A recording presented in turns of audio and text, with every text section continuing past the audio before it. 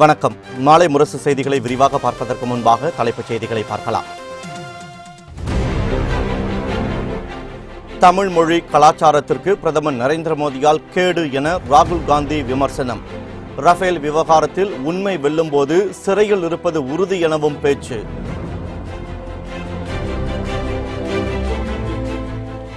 இந்திய மக்களை பிரதமர் நரேந்திர மோடி ஏமாற்றிக் கொண்டிருப்பதாக மு.க. ஸ்டாலின் குற்றச்சாட்டு.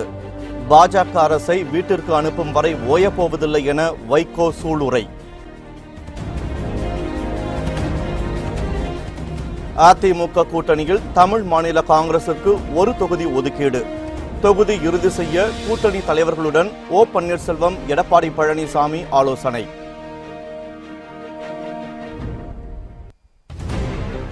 பொள்ளாச்சியில் போராட்டத்தில் ஈடுபட்ட மாணவ மாணவிகள் வலுக்கட்டாயமாக அகற்றம். தமிழகத்தின் பல்வேறு இடங்களில் கல்லூரி மாணவ மாணவிகள் தன்னெழுச்சியோடு ஆர்ப்பாட்டம். ரஃபேல் விவகாரத்தில் பிரதமர் நரேந்திர மோடி குறித்து அவதூறு கருத்துக்களை பேசி வருவதாக குற்றச்சாட்டு. ராகுல் காந்தி மீது நடவடிக்கை எடுக்க கோரி தேர்தல் ஆணையத்தில் மத்திய அமைச்சர்கள் புகார். இனி விரிவான செய்திகளை பார்க்கலாம். தமிழகத்தின் அடுத்த முதலமைச்சர் திமுக தலைவர் மு.க. ஸ்டாலின் தான் என காங்கிரஸ் தலைவர் ராகுல் காந்தி திட்டவட்டமாக தெரிவித்துள்ளார். கன்னியாகுமரி மாவட்டம் நாகர்கோவிலில் நடைபெற்ற திமுக காங்கிரஸ் தலைமையிலான கூட்டணி தேர்தல் பரப்புரை பொதுக்கூட்டத்தில் உரையாற்றிய ராகுல் காந்தி பிரதமர் நரேந்திர மோடியை கடுமையாக விமர்சித்தார். நாட்டு மக்களின் வங்கிக் கணக்கில் 15 லட்சம் ரூபாய் போடுவோம் என்று நரேந்திர மோடி அளித்த வாக்குறுதிகள் என்னவாயிற்று என அவர் வினா எழுப்பினார். நரேந்திர மோடி பொய்யை தவிர வேறு எதையும் பேசுவதில்லை என்றும் தற்போது தமிழகத்தை டெல்லி ஆட்சி செய்து வருவதாகவும் குற்றம் சாட்டினார். நாட்டில் உள்ள அனைத்து பொருட்களும் சீன இறக்குமதி என்றும் ஜிஎஸ்டி வரியால் விவசாயிகளின் வாழ்க்கை அதல பாதாளத்திற்கு சென்றுவிட்டதாகவும் கூறினார். ரஃபேல் விவகாரத்தில் பிரதமர் நரேந்திர மோடி சிறைக்கு அனுப்பப்படுவார் என்றும் உண்மை வெல்லும் போது நரேந்திர மோடி சிறையில் இருப்பார் என்றும் ராகுல் காந்தி தெரிவித்தார். தமிழ் மொழிக்கும் தமிழ் கலாச்சாரத்திற்கும் நரேந்திர மோடியால் கேடு ஏற்பட்டுள்ளதாக விமர்சித்த ராகுல் காந்தி காமராஜரும் கருணாநிதியும் தமிழர்களின் உள்ளங்களில் வாழ்ந்து கொண்டிருப்பதாகவும் புகழாரம் சூட்டினார். I would like to add that Mr. Stalin is also going to be the next Chief Minister of Tamil Nadu. And I would like to pick up on one thing that the next Chief Minister of Tamil Nadu said, which is that Kalingarji lives with us today.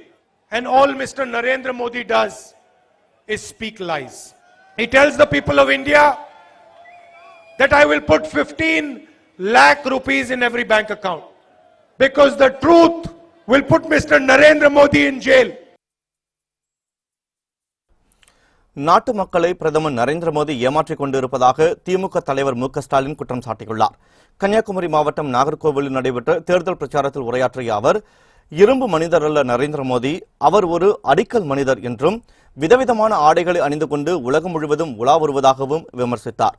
India ஒளிரவில்லை என்றும் பிரதமர் நரேந்திர மோடி தான் ஒளிர்ந்து கொண்டிருக்கிறார் என்றும் ஸ்டாலின் காட்டமாக கூறினார். நரேந்திர மோடி அவர்கள் புது புது உடைகளை உடுத்திக் கொண்டு விதவிதமான தொப்பிகளை போட்டுக்கொண்டு நாடு நாடாக அவர் சுற்றி வந்து கொண்டிருக்கிறார். ஆக அவர்தான் ஒளிந்து கொண்டிருக்கிறாரை தவிர, அவர்தான் ஒளிமயமானதாக மாறிக்கொண்டிருக்கிறாரை தவிர இந்தியா ஒளிமயமானதாக இன்னமும் மாறிடவில்லை. எல்லோரும் அவரை என்ன சொல்லுகிறார் என்று சொன்னால் அயன் மினிஸ்டர் என்று சொல்லுகிறார்கள். ஆனால் அவர் அயன் மினிஸ்டர் அல்ல, அவர் ஒரு ஸ்டோன் பிரைம் மினிஸ்டர். அதுதான் இன்றைக்கு இருக்கக்கூடிய மோடியினுடைய நிலை. மக்களவைத் தேர்தலில் தமிழகம் மற்றும் புதுச்சேரியில் திமுக தலைமையிலான கூட்டணி தான் வெற்றி பெறும் என்று மதிமுக பொதுச் செயலாளர் வைகோ தெரிவித்தார். நாகர்கோவிலில் நடைபெற்ற தேர்தல் பரப்புரை கூட்டத்தில் பங்கேற்று உரையாற்றிய அவர் பிரதமர் நரேந்திர மோடி அரசை வீட்டுக்கு அனுப்பும் வரை ஓயப்போவதில்லை என்று சூளுரைத்தார். பரந்துபட்ட உபகண்டத்தில் நடைபெறப் போகும் 17வது நாடாளுமன்ற தேர்தலில் தமிழகம், புதுவை உள்ளிட்ட 40 தொகுதிகளிலும் திராவிட முன்னேற்ற கழகத்தின் தலைமையிலான கூட்டணி வெற்றி பெறும். புல்வாமா மாவட்டத்தில் 41 இந்திய வீரர்கள் உயிரிழந்தனர். எங்கள் தமிழர்கள் 2 உட்பட. எங்கள் தமிழ் மகன் அபிநந்தன் நெஞ்சுயர்த்தி நின்றான். இது 120 கோடி மக்களினுடைய வீரவணக்கத்துக்குரியவர்கள். உற்றார் உறவினர் பெற்றோர் மனைவி மக்களை மறந்து கொளுத்தும் வெயிலில் கொட்டும் பணியில் இருக்கக்கூடிய அந்த ஜவான்களுக்கு, சோல்ஜர்ஸுக்கு நாங்கள் சல்யூட்டம். ஆனால் இந்த புலவாமா மாவட்ட சம்பவத்துக்கு பிறகு, துல்லிய தாக்குதலுக்கு பிறகு சரிந்து கொண்டிருந்த பிஜேபியின் செல்வாக்கு உயர்ந்து விட்டது என்று போக்கிரித்தனமாக சொன்னாரே எடியூரப்பா. இது எடியூரப்பாவின் குரல் அல்ல, நரேந்திர மோடியின் குரல். மக்களவைத் தேர்தலையொட்டி அதிமுக தலைமையிலான கூட்டணி கட்சிகள் போட்டியிடும் தொகுதிகளின் பட்டியல் இன்று வெளியாகும் என்று எதிர்பார்க்கப்படுகிறது. அதிமுக கூட்டணியில் பாஜக, பாமக, தேமுதிக, புதிய நீதிக் கட்சி, புதிய தமிழகம், என்ஆர் காங்கிரஸ் உள்ளிட்ட கட்சிகள் இடம்பெற்றுள்ளன. இதில் பாமகவுக்கு 7 தொகுதிகளும், பாஜகவுக்கு 5 தொகுதிகளும், தேமுதிகவுக்கு 4 தொகுதிகளும், தமிழ் மாநில காங்கிரஸ், புதிய நீதிக் கட்சி, புதிய தமிழகம், என்ஆர் காங்கிரஸ் ஆகிய கட்சிகளுக்கு தலா 1 தொகுதியும் ஒதுக்கீடு செய்யப்பட்டுள்ளது. இந்த நிலையில் அதிமுக கூட்டணி கட்சி தலைவர்களின் கூட்டம் நடைபெற்று வருகிறது. சென்னை அதிமுக தலைமை அலுவலகத்தில் ஓ பன்னீர்செல்வம், எடப்பாடி பழனிசாமி தலைமையில் நடைபெற்று வரும் இந்த கூட்டத்தில் கூட்டணி கட்சிகளின் தலைவர்கள், மத்திய அமைச்சர்கள் பியூஷ் கோயல், பொன் ராதாகிருஷ்ணன் மற்றும் தமிழிசை சவுந்தரராஜன், அன்புமணி ராமதாஸ், ஜி.கே. வாசன், சுதீஷ், கிருஷ்ணசாமி, ஏ.சி. சண்முகம் ஆகியோர் பங்கேற்றுள்ளனர். கூட்டத்தில் நாடாளுமன்ற தேர்தலில் எத்தகைய பிரச்சாரத்தை மேற்கொள்வது, அனைத்து கட்சி தலைவர்களும் பங்கேற்கும் கூட்டங்களை எந்தெந்த நகரங்களில் நடத்துவது குறித்து ஆலோசிக்கப்படுவதாக தகவல்கள் தெரிவிக்கின்றன. இந்த கூட்டத்திற்கு பின் அதிமுக தலைமையிலான கூட்டணியில் உள்ள கட்சிகள் போட்டியிடும் தொகுதிகள் பற்றிய விவரம் அதிகாரப்பூர்வமாக வெளியிடப்படும் என கட்சியின் தலைமை அலுவலக தகவல்கள் தெரிவிக்கின்றன. அதிமுக, தமிழ் மாநில காங்கிரஸ் கட்சிகளிடையே மக்களவைத் தேர்தல் கூட்டணி ஒப்பந்தம் முதலமைச்சர் எடப்பாடி பழனிசாமி, துணை முதலமைச்சர் ஓ பன்னீர்செல்வம் மற்றும் ஜி.கே. வாசன் முன்னிலையில் கையெழுத்தானது. அதிமுக கூட்டணியில் பாஜக, பாமக, தேமுதிக, புதிய நீதிக் கட்சி உள்ளிட்டவை இடம்பெற்றுள்ள நிலையில் தமிழ் மாநில காங்கிரஸ் கட்சியும் இடம்பெறும் என அறிவிக்கப்பட்டிருந்தது. இந்த நிலையில் இன்று பிற்பகல் கூட்டணி குறித்த ஒப்பந்தம் கையெழுத்தாகும் நிகழ்வு ஆழ்வார்பேட்டையில் உள்ள கிரவுன் பிளாசா நட்சத்திர ஹோட்டலில் நடைபெற்றது. நட்சத்திர ஹோட்டலில் நடைபெற்ற கூட்டணி ஒப்பந்தத்தில் அதிமுக ஒருங்கிணைப்பாளர் ஓ பன்னீர்செல்வம், இணை ஒருங்கிணைப்பாளர் எடப்பாடி பழனிசாமி மற்றும் தமிழ் மாநில காங்கிரஸ் கட்சியின் தலைவர் ஜி.கே. வாசன் ஆகியோர் கையெழுத்திட்டனர். இதையடுத்து செய்தியாளர்களிடம் பேசிய அதிமுக ஒருங்கிணைப்பாளர் ஓ பன்னீர்செல்வம், அதிமுக கூட்டணியில் தமிழ் மாநில காங்கிரஸ் கட்சிக்கு 1 தொகுதி ஒதுக்கப்பட்டிருப்பதாக தெரிவித்தார்.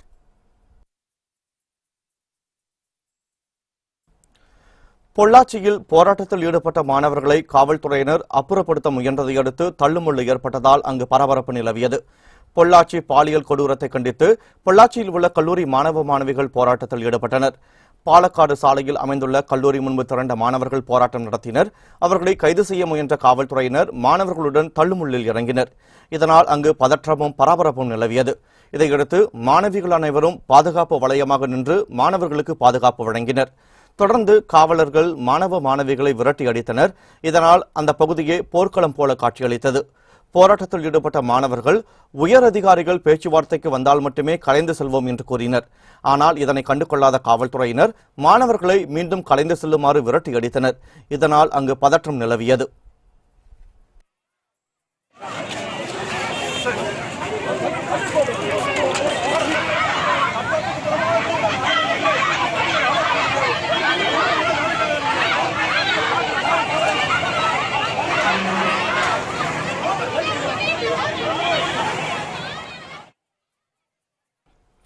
பொள்ளாச்சி பாலியல் வழக்கில் குற்றம் சாட்டப்பட்டு அதிமுகவில் இருந்து நீக்கப்பட்ட நாகராஜுக்கு சொந்தமான பாரை பொதுமக்கள் அடித்து நொறுக்கினர். அந்த காட்சியை தற்போது காணலாம்.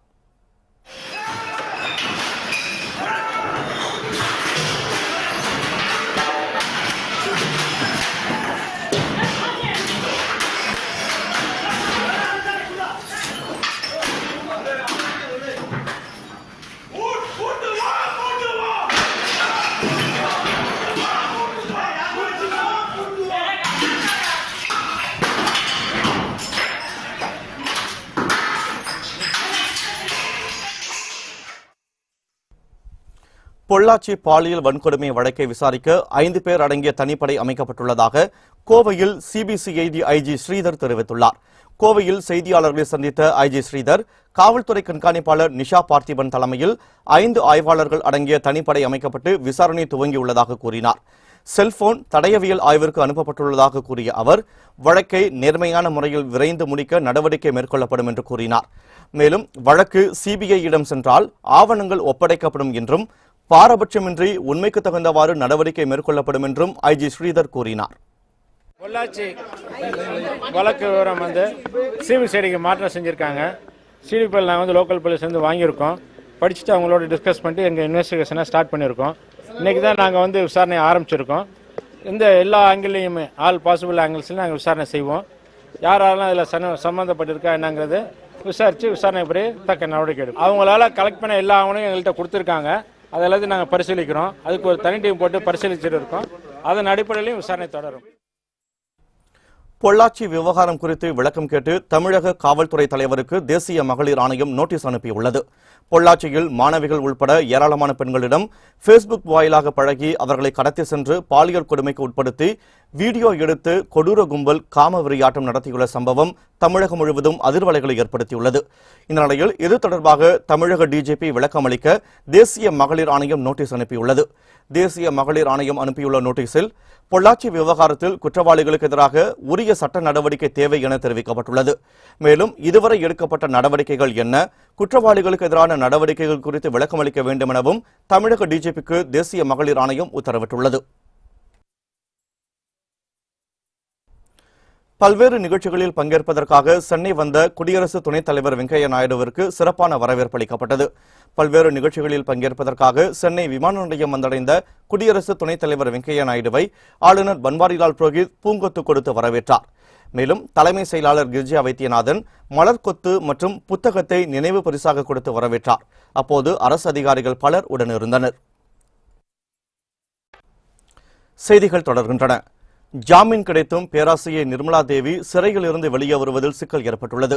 விருதுநகரில் கல்லூரி பெண்களை தவறான பாதைக்கு அழைத்ததாக தொடரப்பட்ட வழக்கில் கைது செய்யப்பட்டு பேராசிரியை நிர்மலா தேவி கடந்த 1 வருட காலமாக மதுரை சிறையில் இருந்து வந்தார். இந்த நிலையில் அவருக்கு மனிதாபிமான அடிப்படையில் ஜாமீன் வழங்கி உயர்நீதிமன்ற மதுரை கிளை உத்தரவிட்டுள்ளது. ஆனால் ஜாமீன்தாரர்களாக பொறுப்பேற்று நிர்மலா தேவியை அழைத்து செல்லவும் ஆவணங்களில் கையெழுத்திடவும் உறவினர்கள் யாரும் முன்வராததால் அவர் வெளியே செல்ல முடியாத நிலை ஏற்பட்டுள்ளது. இது தொடர்பாக உறவினர்களிடம் பேசி வருவதாக நிர்மலா தேவியின் வழக்கறிஞர் தெரிவித்துள்ளார். மக்களவைத் தேர்தல் நெருங்குவதையொட்டி பல்வேறு இடங்களில் வாக்களிப்பதன் அவசியம் குறித்து விழிப்புணர்வு நிகழ்ச்சி நடைபெற்றது. மாற்றுத்திறனாளிகள் அனைவரும் வாக்களிக்க வேண்டும் என்பதை வலியுறுத்தி சேலத்தில் மாற்றுத்திறனாளிகளின் நலத்துறை சார்பில் ஓவியப் போட்டி நடைபெற்றது. மாவட்ட ஆட்சியர் ரோஹிணி தலைமையில் நடைபெற்ற இந்த நிகழ்ச்சியில் உறுதிமொழி ஏற்றப்பட்டது. பின்னர் சிறப்பாக கோலமிட்ட மாற்றுத்திறனாளிகளுக்கு பரிசுகள் வழங்கப்பட்டன. மக்களவைத் தேர்தலில் அனைவரும் வாக்களிக்க வேண்டும் என்பதை வலியுறுத்தி நாமக்கல் ஆட்சியர் அலுவலகத்தில் மனித சங்கிலி விழிப்புணர்வு நிகழ்ச்சி நடைபெற்றது. ஆட்சியர் ஆசியா மரியம் தலைமையில் நடைபெற்ற இந்த நிகழ்ச்சியில் மகளிர் சுய உதவிக் குழுவினர், கல்லூரி மாணவர்கள் உட்பட பலர் பதாகைகளை கைகளில் ஏந்தி கைகளை கோர்த்து விழிப்புணர்வை ஏற்படுத்தினர். இதேபோல மக்களவைத் தேர்தலையொட்டி திருவண்ணாமலையில் தேர்தல் கட்டுப்பாட்டு அறையையும் பொதுமக்களுக்கு விழிப்புணர்வை ஏற்படுத்தும் வகையில் LED திரை கொண்ட வாகனத்தையும் ஆட்சியர் கந்தசாமி கொடியசைத்து துவக்கி வைத்தார். இதனைத் தொடர்ந்து செய்தி மக்கள் தொடர்பு அலுவலர் அலுவலகத்தில் ஊடக மையத்தினையும் ஆட்சியர் திறந்து வைத்தார்.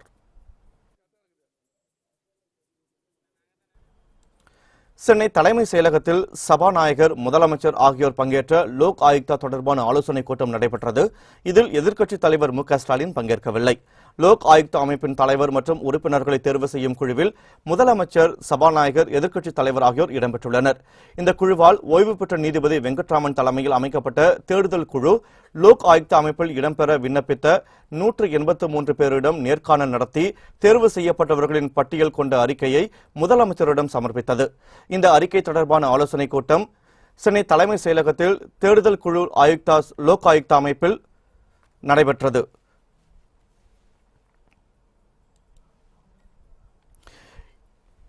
இந்த குழு ஆளும் கட்சிக்கு பெரும்பான்மை இருக்கும் வகையில் அமைக்கப்பட்டுள்ளதாகவும் உயர்நீதிமன்ற நீதிபதி தலைவராக இடம்பெறும் 5 பேர் குழுவாக இல்லை என்றும் குற்றம் சாட்டி கடந்த ஆண்டு டிசம்பர் மாதம் நடைபெற்ற முதல் கூட்டத்திலும் மு.க.ஸ்டாலின் பங்கேற்கவில்லை என்பது குறிப்பிடத்தக்கது.